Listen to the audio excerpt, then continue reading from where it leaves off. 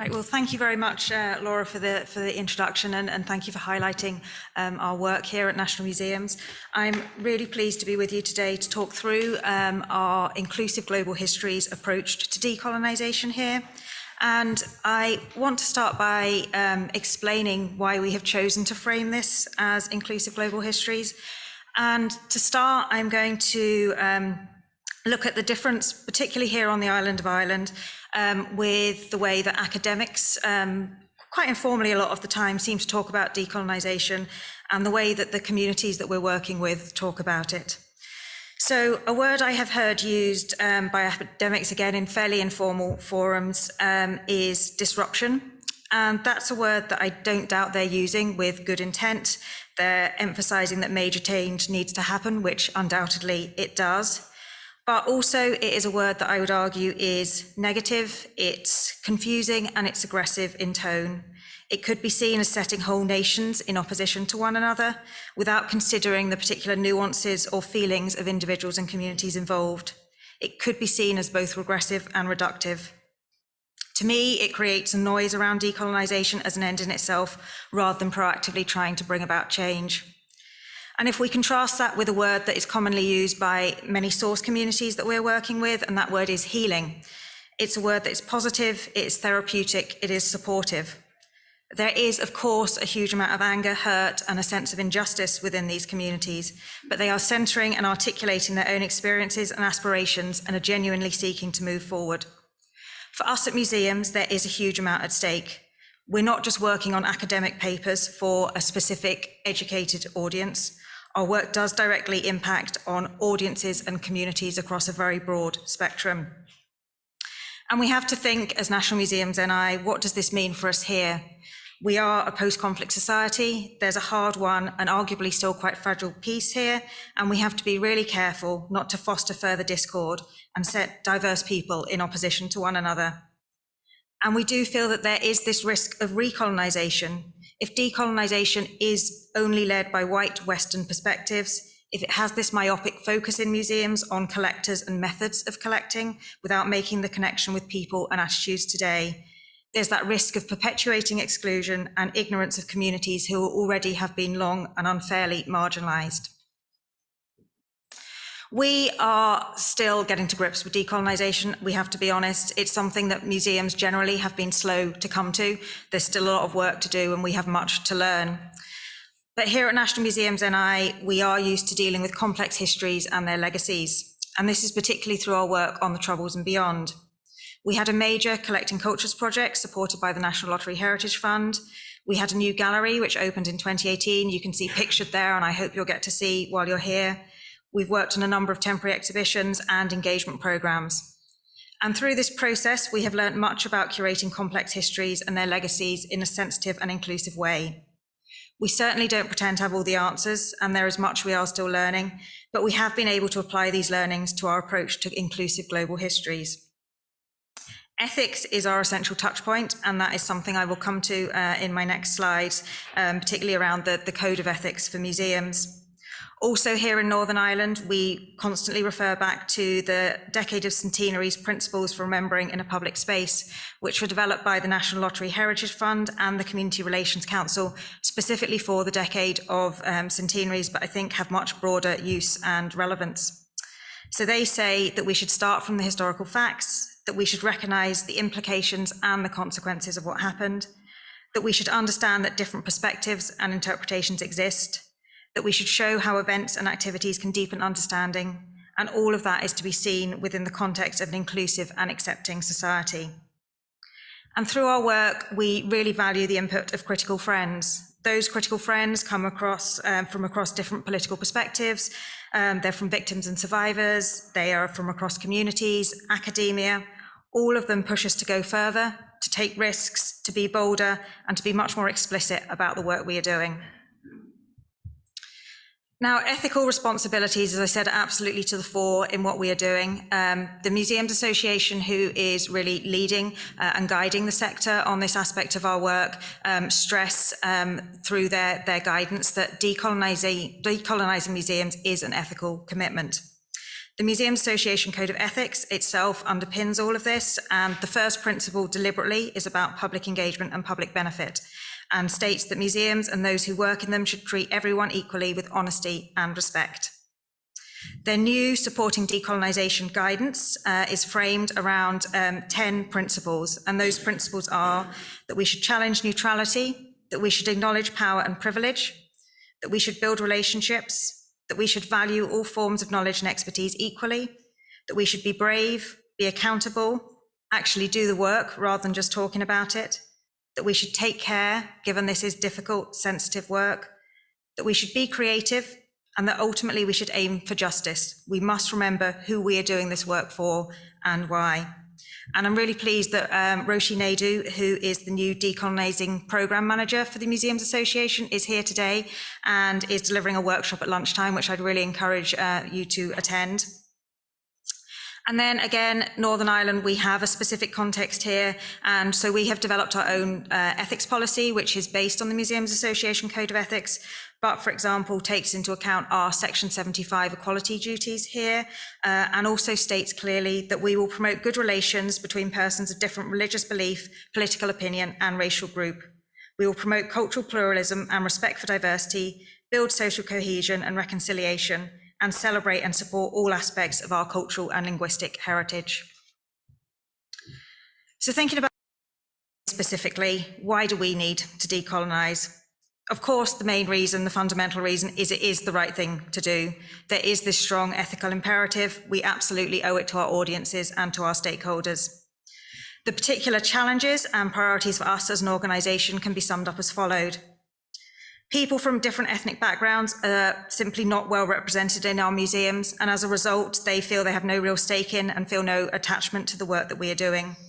They do not necessarily see our museums as being for them, despite us feeling that they are spaces for everyone. So we have to be proactive, reach out, work with more groups, and the image there is of us working with a group from the Belfast Multicultural Association. We have World Cultures collections. There's around 4,500 objects in the World Cultures collections here. Some, but not all of these, represent colonialism in action. Some, but not all, were acquired through means now deemed to be highly unethical, but all over time have become disconnected from the cultures and communities they represent. So there's more work to do there. And then I think within National Museums NI, we have a fairly unique challenge around the Ulster American Folk Park, which is an open-air museum telling the story of emigration from this part of the world to North America. It tells a primarily positive and celebratory story of this migration, and the impact of these emigrants on Indigenous and enslaved people has been given little consideration and is not visible to our visitors. This means we're only telling a partial story and obscuring the more uncomfortable realities of our histories. And as Laura has shown, we have this commitment to inclusive global histories, which is quite literally writ large upstairs. We say we will bring marginalised voices and stories to the fore. We will exchange ideas and learn from others. We will highlight and redress the injustices of the past. We will face up to uncomfortable truths. We will encourage mutual respect and understanding. We, of course, acknowledge we have much further to go, but we must start somewhere, and we believe in inclusive global histories. We have made that such a prominent commitment as we feel it's really important to be open in our approach so that people understand us and that they do hold us accountable. So examples for all of these: how are we bringing marginalised voices and stories to the fore? We are working with the African Caribbean Support Organisation Northern Ireland, known as ACSONI. ACSONI was founded in 2003, and in their own words, they work extensively to alleviate the everyday pressures experienced by those in our communities who are socially and economically disadvantaged.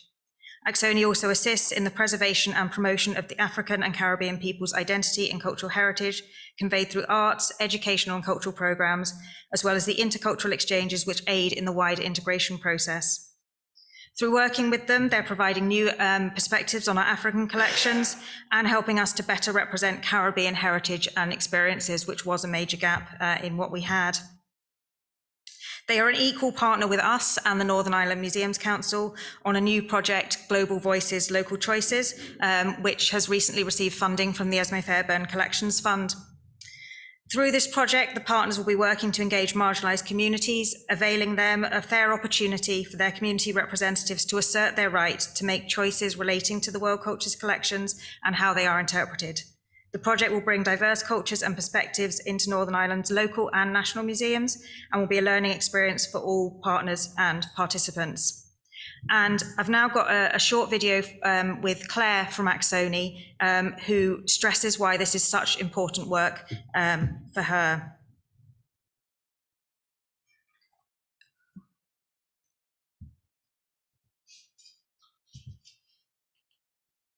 Apologies. Where peoples from Africa are moving into the country, and young people like myself, we are growing up with several identities. You know, I identify as being Northern Irish and Zimbabwean. So I would also like my footprints to sort of be found in the history here. I would say that this exhibition project is powerful because it is actively addressing the issues of inclusion and diversity in our society. And it is showing what is being done at institutional level to address these issues. And if then we can see that institutions are hearing the Black community, that is an active authority for the rest of society to kind of look up and say, okay, well, perhaps we need to kind of change our ways. So I feel that by the museums actively engaging in these types of projects, it is an active authority, and it's significant because it will also influence the rest of society, because the museums are ultimately educators of history. And we say as well that we will exchange ideas and we will learn from others. And for example, we are doing that when we're looking at how we interpret North American Indigenous heritage at the Ulster Museum and at the Ulster American Folk Park. We are working with and learning from a Cherokee cultural liaison, Shelley McIntyre Brewer, who is indeed in the audience today, and I know is going to be in the exhibition at certain points over the next 2 days, and do talk to her and learn from her. Through her work, she seeks to further understanding of her own Cherokee heritage, and she does have a particular interest in Northern Ireland.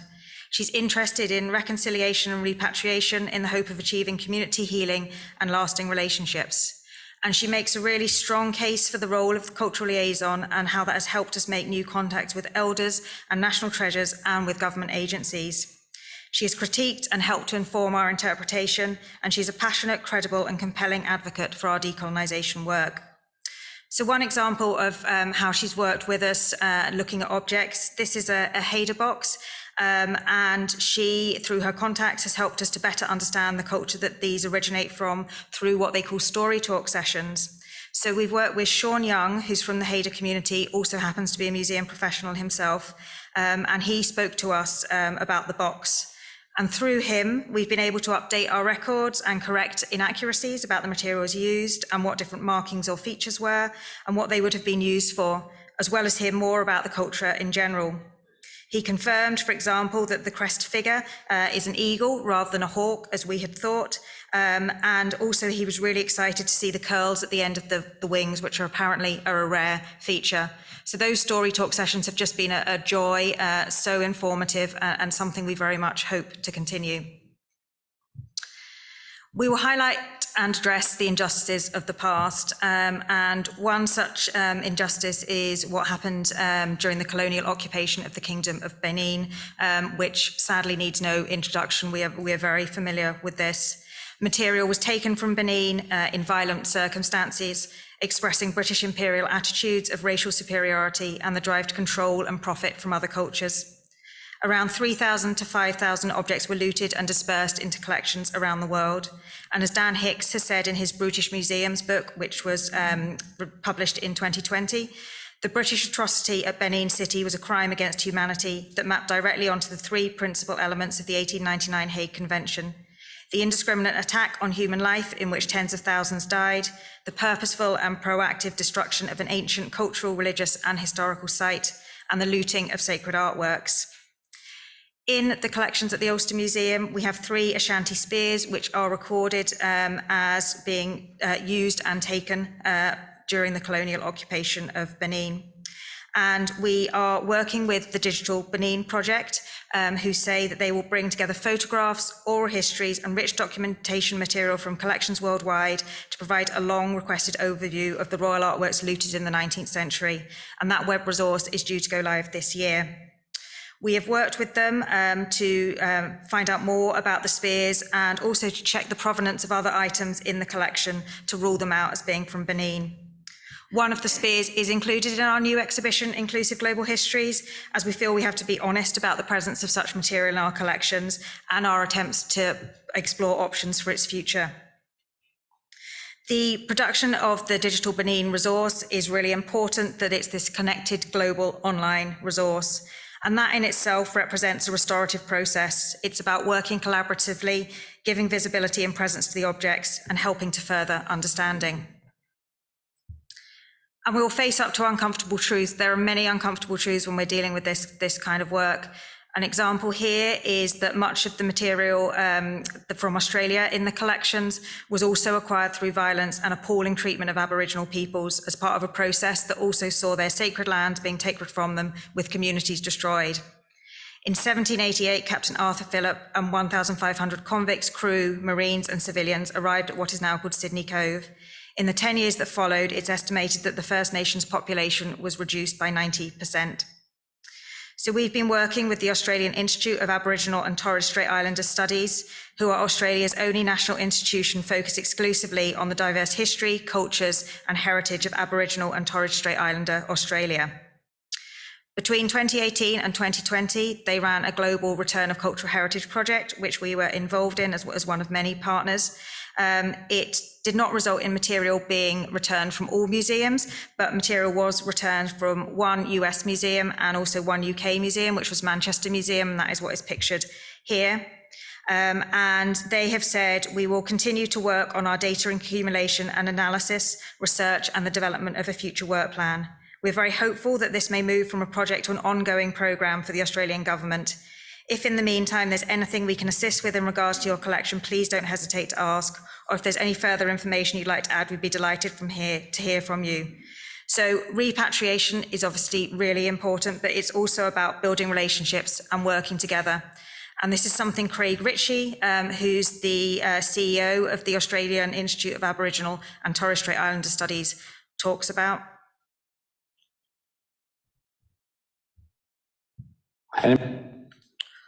Apologies.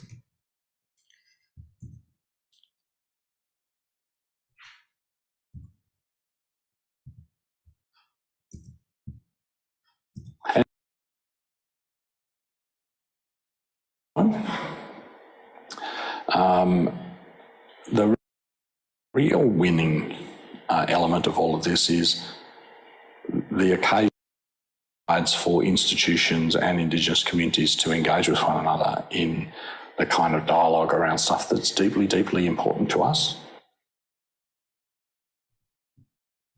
And then we say we'll encourage mutual respect and understanding. I would say this is something that should be important for all museums, but as I have talked about and as Catherine talked about earlier today, this is particularly a key to us here in Northern Ireland. We want to create space for different perspectives and experiences, curating them in a responsible way. We want people to understand the impact and the consequences of racism and prejudice that we are still feeling today. And we think that through learning about other cultures, people can better understand and appreciate them, and hopefully that will help to tackle things such as racism. And the image here is from a protest at Ormeau Park in Belfast back in 2020 during the wider Black Lives Matter protest happening around the world. And the quote I've used here is from an organisation called CRAC NI, which stands for Cultivate Respect, Appreciate Inclusion in Communities in Northern Ireland. And they state that our primary goal is to develop and deliver quality learning experience that focus on integration, cohesion, and inclusive action. We aim to foster a wider understanding about diversity and change in the social landscape of NI. So again, this isn't just about us as museums, this isn't about just collections. It is about wider society and the role that we have within that.